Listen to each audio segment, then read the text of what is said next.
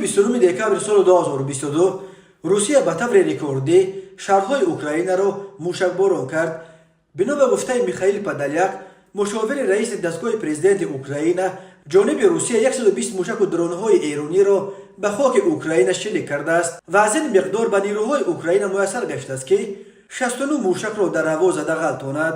бояд ёдовар шуд, ки ин давомин маротиба аст, ки Русия барои нобуд кардани зерсохторҳои энергетикӣ ва пойгоҳҳои газу обтаъминкунии шаҳрҳои Украинаро зери борони мушакҳои эронӣ ва мушакҳои дурпарвози худ қарор медиҳад.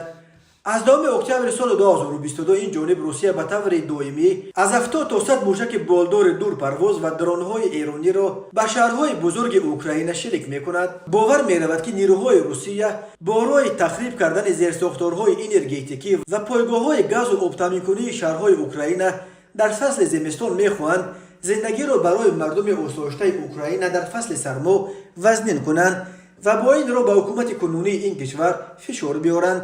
дар ҳамин ҳол коршиносони соҳа низ аз шикасти нирӯҳои рус дар майдони ҷанг қариб дар ҳамаи ҷабҳаҳо мегӯянд.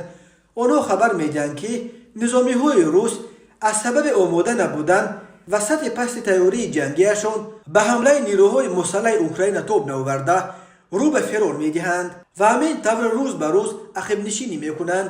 вале зархаридҳои маъруф ба гурӯҳи Вагнер аз набудани силоҳ ва муҳимоти ҷангӣ шикоят карданд. рӯзи 26 декабри соли 2020 дар шабакаҳои иҷтимоӣ наворе нашр шуд, ки дар он ду тан аз аъзои гурӯҳи Вагнер бо як лаъни пур аз дашному ҳақоратҳои қабеҳ аз сардори ситоди марказии артиши Русия генерал Валерий Герасимов силоҳ талаб мекунанд.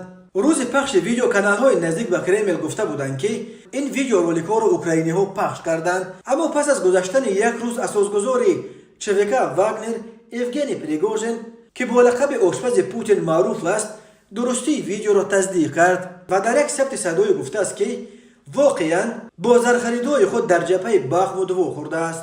Украина низ дар навбати худ такроран барои сеюмин бор дар рӯзҳои охир ба фурудгоҳи ҳарбии Инглис, ки дар вилояти Саратов воқеъ аст, бо ҳавопаймои бесарнишин ё дрон ҳамла анҷом дод, ки сабаби кушта шудани 3 низомии рус гаштааст. волиҳои вилояти Брянск ва Белгороди Русия низ аз ҳамлаи дронҳои Украина хабар доданд. дар пайи мушакборони шаҳрҳои Украина аз ҷониби Русия, сокинони шаҳрҳои Одесса аз шаҳрдори ин шаҳри бандарӣ хостанд, ки ҳайкалҳои ба идеологияи шӯравии собиқ ва Русияи имрӯза дахл доштаро аз шаҳр баркананд. шаби 28 декабри соли 2022 бо амри шаҳрдори Одесса ҳайкалҳои Шоҳбону ё императрица Екатерина II ва сипоҳсолори Александр Суворовро аз маркази шаҳр канданд. ин хашми зиёди рӯзгароҳои Русияро дар шабакаҳои иҷтимоӣ ва васоити ахбори омма ба вуҷуд овардааст.